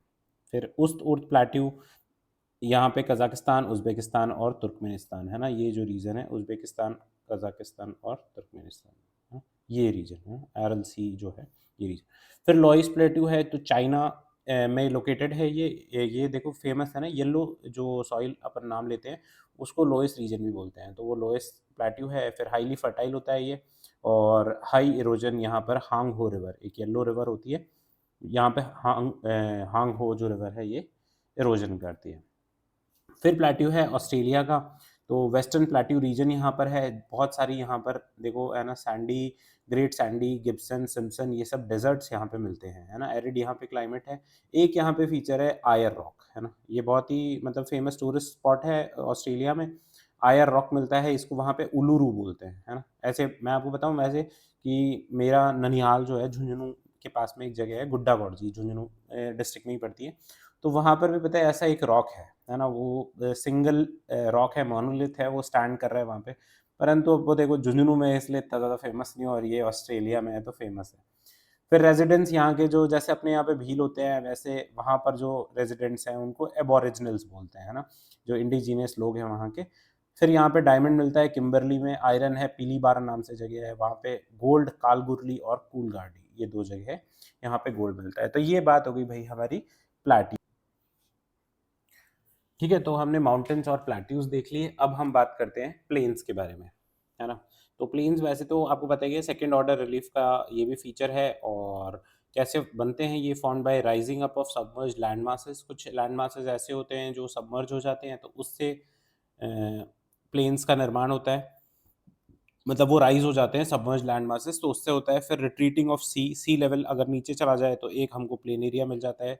सबडक्शन ऑफ लैंड मासेस, कुछ लैंड मास सबडक्ट हो जाए, डिपोज़िशन ऑफ सेडिमेंट्स और by erosion of various relief features. ठीक है? तो ये प्लेन्स का निर्माण ऐसे होता है, the parts of earth surface which is comparatively more flat, successive and gentler slope have lower elevation is called a plain. ठीक है? Again I will tell you कि अगर आपसे प्लेन पूछेगा तो वैसे डायरेक्टली आपसे कभी पूछने नहीं वाला है वो कि डिफाइन प्लेन्स, पर जब भी प्लेन पूछेगा 10 मार्क्स में तो आप ऐसी चीज़ें लिख कर के आओगे तो जो एग्जामिनर है उसके ऊपर इम्पैक्ट अच्छा पड़ेगा। अब देखो प्लेन के कुछ टाइप्स हैं, उसमें स्ट्रक्चरल प्लेन्स हैं, इरोजनल प्लेन्स हैं और डिपोजिशनल प्लेन्स हैं, है ना? एक-एक करके हम देखते हैं। स्ट्रक्चरल प्लेन्स क्या हैं? तो ये फॉर्म होते हैं एंडोजेनेटिक फोर्सेस से, comes into existence when continental shelf emerges due to internal forces of earth, है ना? इंटरनल फोर्सेस हम देख चुके हैं, डायस्ट्रॉफिक फोर्सेस हो, एपिरोजेनिक फोर्सेस हो, अपवर्ड एंड डाउनवर्ड मूवमेंट हो, ठीक है? जो हमने प्लेट टेक्टोनिक्स वाली चीज़ देखी थी, कन्वर्जेंस हो, डाइवर्जेंस हो, तो उसकी वजह से जो प्लेन्स का निर्माण होगा वो स्ट्रक्चरल प्लेन्स कहलाएँगे, ठीक है? ये मैंने फ़ोटोज़ लगा दी हैं, बहुत ज़्यादा समझ में नहीं आ रहा होगा इसमें, पर ऐसे ही लगा दिए हैं, ठीक है? इसमें शायद थोड़ा-थोड़ा समझ में आए। इरोजनल प्लेन्स, अब ये इरोजन से बनेंगे तो इसलिए इरोजनल प्लेन्स कहलाएँगे। At the end of the cycle of erosion all topographic features turns into plains, है ना? जब भी कोई भी टोपोग्राफी हो, चाहे माउंटेन्स हो, चाहे प्लेट्यूज़ हो, चाहे कुछ भी हो, जब उसमें इरोजन होगा तो and of the erosion cycle होगी ना, तो वहाँ पर क्या बनेगा? प्लेन ही बनेगा। तो अब हम देखें इसके भी कुछ पार्ट्स हैं, एक तो रिवराइन प्लेन्स हैं, है ना? इनको पेनी प्लेन्स भी बोलते हैं। फिर एक ग्लेशिएटेड प्लेन्स हैं, विंड एरोडेड प्लेन्स हैं जिनको पेडी प्लेन्स बोलते हैं, और कास्ट प्लेन्स हैं, इनको मतलब है ना लाइमस्टोन से बने हुए हैं। ये बहुत इंटरेस्टिंग फीचर होता है इनका। तो एक-एक करके ये देखते हैं, क्या है? Riverine plains. तो रिवराइन प्लेन्स देखो formed by erosion of river, ठीक है? मोनार्ड रॉक्स है ना, यहाँ पे विजिबल रॉक्स होते हैं, उनको मोनार्ड रॉक्स बोलते हैं, ठीक है? तो ये अगर 15 मार्क्स में ऐसा कुछ पूछे, रिवराइन प्लेन्स के बारे में। फिर ग्लेशिएटेड प्लेन्स हैं तो कनाडा, स्वीडन, फिनलैंड जहाँ पे बर्फ जमी हुई है वहाँ पर हैं ये। विंड एरोडेड प्लेन्स हैं या पेडी प्लेन्स हैं तो ये न्यू साउथ वेल्स में है, ठीक है? ऑस्ट्रेलिया में। फिर कास्ट प्लेन्स, देखो कास्ट प्लेन्स मुझे ऐसा लगता है कि 15 मार्क्स में पूछना चाहिए। इट्स अ गुड क्वेश्चन, है ना? कास्ट प्लेन्स क्या होते हैं? तो ये अगर आपको ये जो इमेज दिखाई दे रही है, तो यहाँ पर है ना ऐसे लाइमस्टोन से बने हुए फीचर्स होते हैं कुछ-कुछ, और है ना ये बीच में इसमें खड्डे होते हैं और अलग-अलग सी अजीब-सी टोपोग्राफी होती है। तो ये एरिया ऑफ लाइमस्टोन रॉक्स होता है, नैनीताल, यूगोस्लाविया ऐसी जगह पर ये बने हुए हैं। तो ये इरोजनल प्लेन्स के टाइप हैं। फिर डिपोजिशनल प्लेन्स हैं, तो कुछ डिपोजिशनल प्लेन में क्या आएगा? एलुवियल प्लेन्स हो जाएँगे, ग्लेशियल वापस से ग्लेशियल फ्लूवियल प्लेन्स हो जाएँगे, लोएस्ट प्लेन जो हमने लोएस्ट चाइना येलो जो सॉइल होती है उसका रीजन है, डेज़र्ट रीजन है।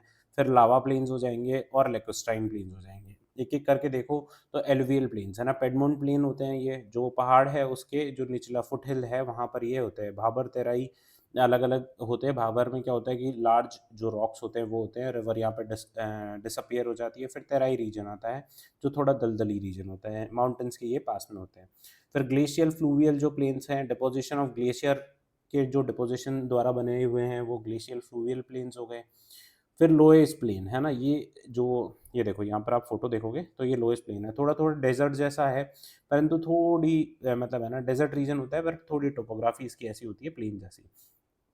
फिर लावा प्लेन्स हैं तो इसमें मैग्मा डिपोजिशन से ये जो प्लेन्स हैं लावा प्लेन्स है ना, अपना डेक्कन ट्रैप के यहाँ पर जो प्लेन्स हमको देखने को मिलेंगे वो लावा प्लेन्स हैं। फिर लेकोस्टाइन प्लेन्स है when lakes gets completely filled by sediments and take form of fertile land, है ना? ये जैसे ये जो एरिया है मान लो, तो ये जो प्लेन है लेकोस्टाइन प्लेन कहलाता है, ये भी याद रखना आप, है ना? 15 मार्क्स में अगर पूछे लेकोस्टाइन प्लेन्स क्या होता है तो ये याद रखना है। जैसे मान लो कि कोई बड़ी लेक थी, है ना? अब वो है ना छोटी हो गई और उसके पास वो आस-पास वाला जो एरिया है वो प्लेन में कन्वर्ट हो गया। तो ऐसे प्लेन को क्या बोलेंगे हम लोग? लेक्वेस्ट्राइन प्लेन बोलेंगे। तो ये हमने बेसिक बात कर ली देखो डिपोज़िशनल प्लेन्स की, ठीक है? तो अब इसके बाद हमारा क्या बचता है, हम एक बार देख लेते हैं। अब ग्रासलैंड्स ऑफ द वर्ल्ड, देखो सबसे पहले हमने जब बात की प्लैट्यूज़ की, है ना? इससे पहले जो बात की प्लैट्यूज़ की, तो प्लैट्यूज़ मतलब क्या है? स्टोर हाउस ऑफ मिनरल्स है ना? वहाँ पे मिनरल्स मिलते हैं बहुत ज़्यादा, तो प्लैट्यूज़ की इंपॉर्टेंस है मिनरल्स की वजह से। अब जो प्लेन्स हैं तो प्लेन्स की इंपॉर्टेंस क्यों है? तो प्लेन्स की इंपॉर्टेंस है भई एग्रीकल्चर के लिए मेजरली, है ना? एग्रीकल्चर के लिए पूरी दुनिया में अलग-अलग ऐसे प्लेन्स हैं और बेसिकली ऐसे ग्रासलैंड्स हैं जहाँ पर इतना ज़्यादा प्रोडक्शन होता है कि ये बहुत मेजर जो पॉपुलेशन ऑफ द वर्ल्ड है, वो इन पर डिपेंड करती है। तो ऐसे हम कुछ ग्रासलैंड्स देखेंगे, फिर एक-एक करके इनको अलग-अलग से देखेंगे। तो सबसे पहले देखो एक साथ देखते हैं ग्रासलैंड्स ऑफ द वर्ल्ड। सबसे पहले देखो नॉर्थ अमेरिका में प्रेरीज़ है ना? यहाँ पर बहुत एक्सेसिव कॉर्न प्रोडक्शन होता है और आज हम लोग ये जो ड्रोन्स वगैरह ये सब कुछ सुन रहे हैं, तो यहाँ पर बहुत पहले से है ना फर्टिलाइज़र्स वगैरह और ये सब है ना ड्रोन से दिए जा रहे हैं। बहुत बड़े-बड़े खेत होते हैं। हमारे यहाँ पर जैसे 1 हेक्टेयर, 2 हेक्टेयर के खेत होते हैं, वैसा नहीं यहाँ पर बहुत बड़े-बड़े 100-100, 200-200 हेक्टेयर्स के खेत एक-एक जने के होते हैं। बहुत बड़ा प्रोडक्शन यहाँ पर होता है कॉर्न का और व्हीट का। फिर यहाँ पर देखो साउथ अमेरिका में देखेंगे लानोज़ है और पैम्पास है। सवाना यहाँ पर देखो सवाना एक ग्रासलैंड है अफ्रीका में, है ना? और इस टाइप का जो भी क्लाइमेट जी इस टाइप की जैसी सिचुएशंस यहाँ पर हैं, वैसी सिचुएशन दुनिया में और कहीं मिलती है तो उसको सवाना टाइप क्लाइमेट बोलते हैं। तो ये सवाना यहाँ पर भी है, इंडिया में भी जो नॉर्दर्न गंगा प्लेन्स है वहाँ पर और नॉर्दर्न ऑस्ट्रेलिया में भी सवाना का कुछ पार्ट्स देखने को मिलते हैं। फिर पैम्पास है यहाँ पे, एक वेल्ड्स करके है साउथ अफ्रीका में, है ना? अफ्रीका में सवाना है और जो ईस्टर्न अफ्रीका है मेजरली और सेंट्रल पोर्शन ऑफ अफ्रीका है वहाँ पर सवाना है और जो सदर्न अफ्रीका है वहाँ पे वेल्ड्स है। फिर यूरोप में देखें तो एक पुस्ताज करके ग्रासलैंड है और एक स्टेपी है। बड़े रीजन में स्टेपी है, तो स्टेपी भी बहुत इंपॉर्टेंट है। फिर मंचूरिया ग्रासलैंड है, ये देखो आप देख सकते हो मंगोलिया, है ना? मंगोलिया और चाइना के बॉर्डर पर है ना? Some parts in Mongolia and some parts in China. फिर एक यहाँ पर डाउन्स करके ऑस्ट्रेलिया में है और एक कैंटरबरी है जो कि न्यूजीलैंड में है। ठीक है, तो ये बेसिक ग्रासलैंड्स हैं दुनिया में। अगर आपको 6, 7, 8 नाम पूछे तो ये आपको लिख करके आने हैं। वर्ल्ड मैप बनाओ तो अच्छी बात है। 2 नंबर में वैसे इतनी जगह होती नहीं है, पर कहीं पता है आपको लड़कियाँ हैं ना, लड़कियों के मार्क्स ज़्यादा क्यों आते हैं? है ना? मैं ऐसे ही कुछ डिफरेंशिएट नहीं कर रहा हूँ, पर है ना उनको थोड़ी-सी भी जगह मिलेगी ना, तो भी वो फटाफट अपनी कलाकारी कर देंगी, है ना? और उनकी हैंडराइटिंग वगैरह और एवरीथिंग इज़ और उनका जो पढ़ने का तरीका है, वो बहुत यूनिक होता है ना, उनको चीज़ें बहुत याद करने में बहुत विश्वास रखती हैं वो। तो इसलिए आपको उनके ऊपर थोड़ा ध्यान देना चाहिए सर, उनकी रैंक्स आ रही हैं तो आपको भी अगर आप लड़के हो तो आपको थोड़ा सोचना चाहिए कि मुझे क्या करना है। सबसे पहले चलो अब देखते हैं हम लोग प्रेरीज़। प्रेरीज़ देखो नॉर्थ अमेरिका के सेंट्रल प्लेन रीजन में प्रेरीज़ है, हमने देखा मैप में क्या है टेम्परेट ग्रासलैंड्स है ये। Spread in USA as well as in Canada, some parts in Canada. Chernozem soil यहाँ पर मिलती है जिसकी एक्सेसिव अमाउंट ऑफ ह्यूमस इसमें होता है ना? हमारे यहाँ पर जैसे कि आपको पता है श्रीगंगानगर में श्री गंगानगर में इसी प्रकार की सॉइल मिलती है, तो गंगानगर में भी प्रोडक्शन वैसे अच्छा खासा ही है। फिर यहाँ पर वेरी है ना, ये वेरी नहीं है, very fertile plains and nutritious grass यहाँ की होती है। मीट प्रोसेसिंग के लिए यहाँ पर शिकागो बहुत फेमस है ना? एग्रीकल्चर और एनिमल रियरिंग होता है, तो ये हमने बात करी थी जो प्लेन्स होंगे, जो ग्रासलैंड्स होंगे, वहाँ पर क्या मेजर एक्टिविटी होगी, तो एग्रीकल्चर होगा। फिर यहाँ पर mainly wheat and corn production होता है, कॉर्न बेल्ट ऑफ यूएसए इसको बोला जाता है। लार्जेस्ट व्हीट यार्ड है यहाँ पे विनीपेग नाम से, विनीपेग नाम की जगह है, वहाँ पर लार्जेस्ट व्हीट यार्ड है। यहाँ पर देखो रांचेस होते हैं, है ना? रैंचेस होते हैं, वहाँ पर जो लोग काम करते हैं उनको काउबॉयज़ कहते हैं, जो उनका देखभाल करते हैं। तो आपने देखे होंगे अलग-अलग मूवीज़ में। यहाँ के जो नेटिव्स हैं उनको कहते हैं रेड इंडियंस। जैसे हमने देखा जो ऑस्ट्रेलिया में थे उनको क्या कह रहे थे? उनको कह रहे थे हम एबोरिजिनल्स, है ना? एबओरिजिनल्स। जैसे अपने यहाँ पे भील है, अलग-अलग जनजातियाँ हैं, वैसे ही जो वहाँ के नेटिव्स हैं उनको रेड इंडियंस कहते हैं।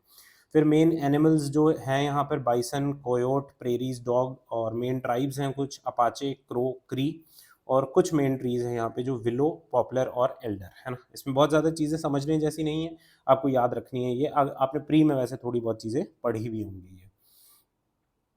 फिर आगे देखते हैं पैम्पास। तो पैम्पास के कहाँ देखा था हमने? साउथ अमेरिका में। साउथ अमेरिका के ट्रॉपिकल ग्रासलैंड्स हैं, है ना? ट्रॉपिकल और temperate zone I hope you know already कि कौन-सा ज़ोन ट्रॉपिकल में आता है और कौन-सा टेम्परेट ज़ोन होता है। साउथ अमेरिका में है ट्रॉपिकल ग्रासलैंड्स हैं mainly in Argentina, some parts in Brazil and Uruguay as well. फिर चेरनोज़ेम सॉइल यहाँ पर भी मिलती है, हाई ह्यूमस है तो इसलिए न्यूट्रिशियस होता है। यहाँ पर एक अल्फ़ाल्फ़ा ग्रास मिलती है जो कि बहुत न्यूट्रिशियस ग्रास होती है। एक राजस्थान में भी जो ग्रास मिलती है उसको क्या बोलते हैं? मुझे अभी याद नहीं आ रहा। राजस्थान में भी ऐसी एक न्यूट्रिशियस ग्रास मिलती है ना डेज़र्ट रीजन में। Extensive agriculture and animal husbandry यहाँ पे प्रैक्टिस की जाती है। Argentina leading exporter of wheat है। मेंडोसा अर्जेंटीना ये वाइन प्रोडक्शन है, तो यहाँ पर आप विटिकल्चर भी लिख सकते हो, वाइन प्रोडक्शन के लिए है।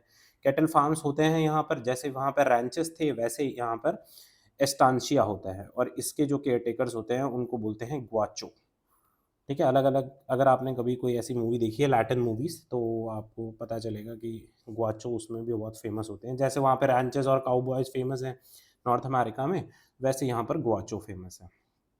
तो ये पैम्पास हो गया। फिर सवाना, देखो ये लैंड ऑफ बिग गेम्स है। यहाँ पर जितने बड़े-बड़े जानवर हैं दुनिया के, है ना? अगर हाथी देखोगे, शेर देखोगे, कुछ भी देखोगे, तो सबसे बड़े-बड़े यहाँ पर ही होते हैं, है ना? तो यहाँ पर पहले हंटिंग भी बहुत ज़्यादा होती थी। तो अफ्रीकन ग्रासलैंड्स है found on either side of the equator, है ना? इक्वेटर बीच में से मान लो क्रॉस कर रहा है, तो यहाँ पर either side of the equator में ये होते हैं, इधर भी, इधर भी। 75 टू 100 सेंटीमीटर रेनफॉल होती है, which is very high as compared to Africa. Africa में इतनी रेनफॉल है नहीं ना वैसे। तो थिक टॉल न्यूट्रिशियस यहाँ पे ग्रास होती है, एलिफेंट ग्रास इसको बोलते हैं ना, बड़ी बड़ी ग्रासेस होती हैं इसलिए एलिफेंट ग्रास इसको बोल देते हैं। लार्जेस्ट टेरेस्ट्रियल क्रीचर्स यहाँ पर मिलते हैं, जो मैं आपको बता चुका हूँ। लैंड ऑफ बिग गेम्स कहते हैं क्योंकि हंटिंग यहाँ पर होती थी पहले बहुत ज़्यादा। इसी का एक पार्ट है, देखो सेरेंगेटी प्लेन्स, ये तंजानिया में है। अब जैसे मान लो फॉर एग्जांपल, अगर हम लोगों को सेरेंगेटी प्लेन्स के बारे में पूछे, तो क्या हम कुछ लिख कर के आ सकते हैं? तो एक तो तंजानिया में है, याद रख सकते हैं। ठीक है, पार्ट ऑफ सवाना है, याद रख सकते हैं। इसके अलावा सवाना वाली जो चीज़ें हैं वो भी तो हम लिख के आ सकते हैं। यहाँ पे थिक टॉल न्यूट्रिशियस ग्रास होती है सर, है ना? यहाँ पे जो 75 टू 100 सेंटीमीटर रेनफॉल है सर, यहाँ पे बड़े-बड़े जानवर पाए जाते हैं सर।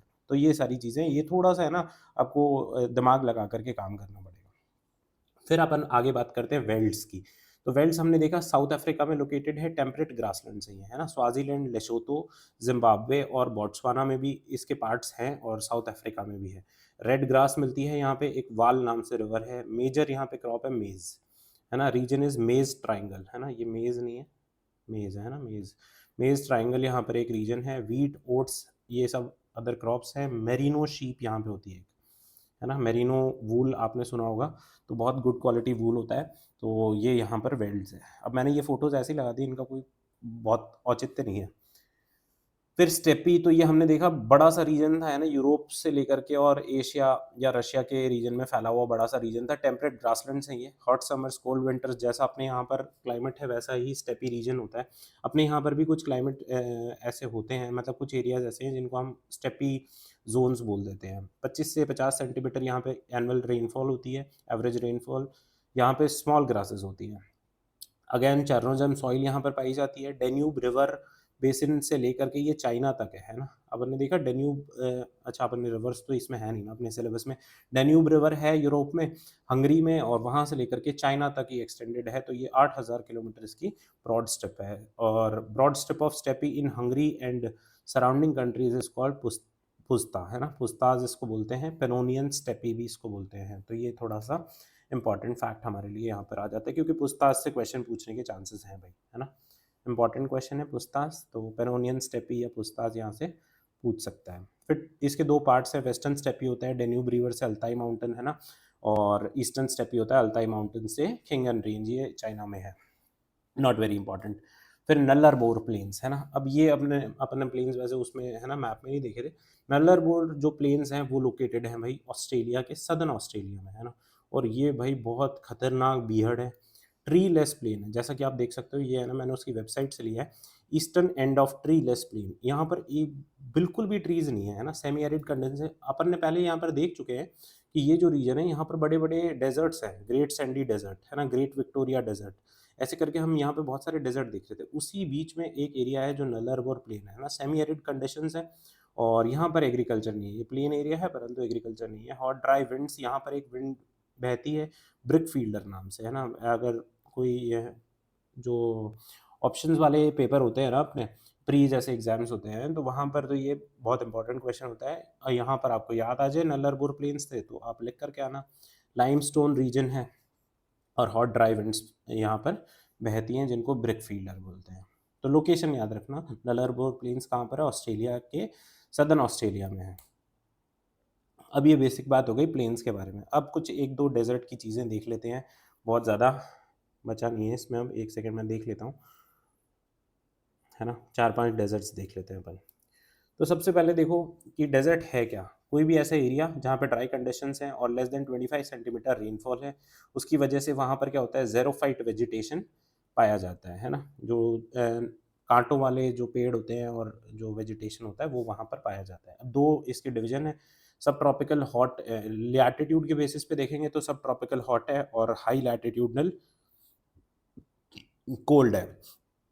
जो इक्वेटर और इक्वेटर के आसपास 23.5 डिग्री के आसपास ये रीजन में जो होंगे डेजर्ट्स है ना, वो सब ट्रॉपिकल हॉट डेजर्ट्स हैं। और हाई लैटिट्यूडनल मतलब जो ऊपरी लैटिट्यूड्स में होंगे वो आपको पता ही है कोल्ड डेजर्ट्स होंगे और वहाँ पर पोलर विंड्स और ये सब कुछ बहेंगी। फिर ऑन द बेसिस ऑफ ये देखो यहाँ पर ऑन द बेसिस ऑफ है ना, ऑन द बेसिस ऑफ आप रॉक्स और सैंड के बेसिस पे इसको डिवीजन किया है। तो हमादा जो होता है वो रॉकी डेजर्ट होता है और अर्ग जो होता है वो सैंडी होता है। अब ये कुछ डेजर्ट हैं अराउंड द वर्ल्ड। तो वापस से हम लोग शुरू करें तो हम हमारे भारत महान से शुरू करेंगे भाई, और हमारे राजस्थान से। वीरों की भूमि राजस्थान में कौन सा है? थार डेजर्ट, ठीक है। फिर एक गोबी डेजर्ट है which is very important. Gobi desert है भाई जो सदर्न मंगोलिया है और नॉर्दर्न चाइना है वहाँ पर लोकेटेड है। तकलामकान चाइना का डेजर्ट है। फिर काराकोम और ये सब बहुत ज़्यादा इंपॉर्टेंट नहीं है। सीरिया में यहाँ पर एक अरेबियन डेजर्ट है ना, रूब अल खली नाम से अरेबियन डेजर्ट है। यहाँ पर 3-4 यहाँ पर छोटे छोटे अरेबियन रीजन में या फिर जो वेस्टर्न एशिया रीजन है वहाँ पर दश्ते नूर, दश्ते लूर, दश्ते कावीर ये सारे डेजर्ट्स हैं। फिर अफ्रीका में आएंगे तो अफ्रीका में सहारा है, कालाहारी है, नामीब डेजर्ट है। ये इंपॉर्टेंट डेजर्ट्स हैं जो अफ्रीका का है। फिर अपन आए साउथ अमेरिका में तो पैटागोनिया है, एटाकामा है। इनके बारे में थोड़ी थोड़ी बातें अपन कर चुके हैं। फिर great basin, Mojave, Sonoran, Chihuahua ये सारे जो हैं डेजर्ट ये कहाँ पर है? नॉर्थ अमेरिका में है ना। और आर्कटिक आपको पता ही है, आर्कटिक में है तो ये आर्कटिक पूरा रीजन है आर्कटिक वाला, वहाँ पे बर्फ़ से ढकी हुई है। एंटार्क्टिक है तो ये बर्फ़ से ढका हुआ है। और बहुत सारे जो डेजर्ट हैं वो हैं यहाँ पे ऑस्ट्रेलिया में। Great Victoria, Gibson, Great Sandy, Tanami, Simpson, तो ये सारे डेजर्ट्स हैं कहाँ पे? ऑस्ट्रेलिया में। एक्सक्यूज मी।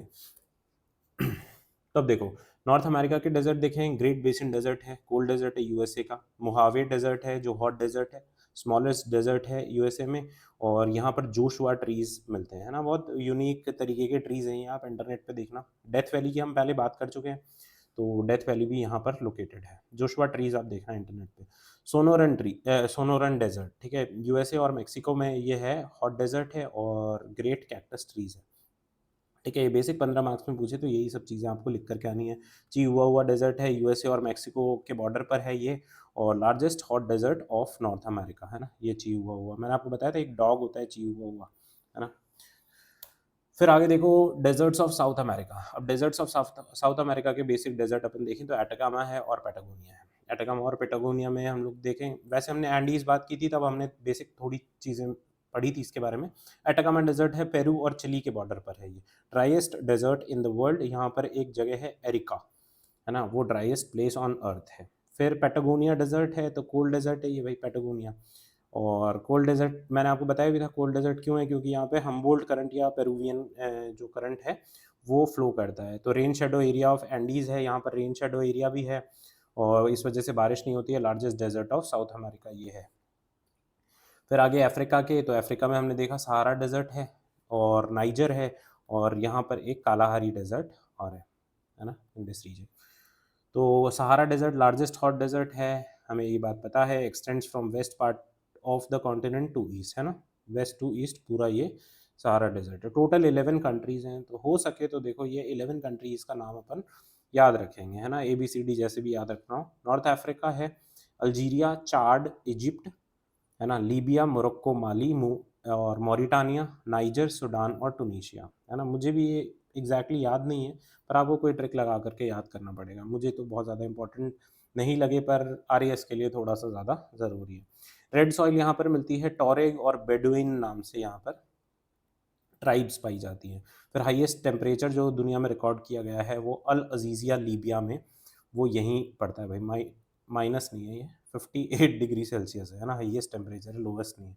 फिर कालाहारी डेजर्ट तो ये बोट्सवाना में है, अर्ग डेजर्ट है ये, है ना। और ओकोवांगो रिवर यहाँ पर गिरती है, यहाँ तक आती है और फिर डिसअपियर हो जाती है। फिर नामीब डेजर्ट नामीबिया में है, सैंडी डेजर्ट है और यूनेस्को की वर्ल्ड हेरिटेज लिस्ट में शामिल है क्योंकि यहाँ पे फॉग कवर्ड सैंड ड्यून्स होते हैं, है ना। वैसे हमारे यहाँ पर चले जाओ तो यहाँ पर भी होते हैं फॉग कवर्ड, तो है ना, जब आप सर्दियों में जाते हैं गंगानगर और उस साइड से अगर आप कभी जैसलमेर जाओगे तो फॉग कवर्ड ही हो जाते हैं वो। फिर नामीब डेजर्ट के बाद में हम देखेंगे मेजर डेजर्ट जो है एशिया में, है ना। रूबल खली हमने देखा जो सऊदी अरेबिया रीजन है वहाँ पर एक अरेबियन डेजर्ट है ना, तो इसका नाम है रूबल खली। सऊदी अरेबिया में है, पार्ट्स ऑफ ओमान, यूएई और यमन, है ना।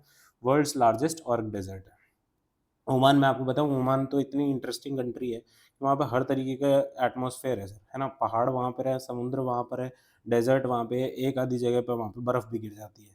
तो ओमान तो बहुत मस्त कंट्री है। फिर टकला मकान डेजर्ट है, तो कोल्ड डेजर्ट है ये, है ना। टकला मकान जो है वो कोल्ड डेजर्ट है, यहाँ पर ये लोकेटेड है। और कुनलुन शाह और तियानशान माउंटेन है, इसके बीच में है। और न्यूक्लियर टेस्टिंग साइट है लोप नूर लेक, है ना, चाइना की न्यूक्लियर टेस्टिंग साइट है।